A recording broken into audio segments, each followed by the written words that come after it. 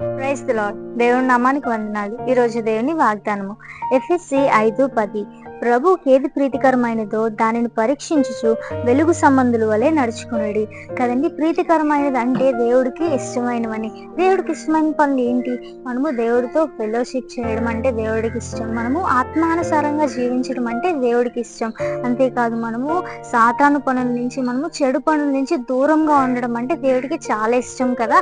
అలాగే ఒకరోజు యోసేపు కూడా పోతిఫర్ భార్యతో తన అంత ప్రాబ్లమ్ ని ఫేస్ చేస్తున్నప్పుడు కూడా తను దేవుడికి ప్రీతికరమైన వాడిగా ఉన్నాడు. ఆ ప్రాబ్లం నుంచి తను దూరంగా వచ్చేసాడు కదా.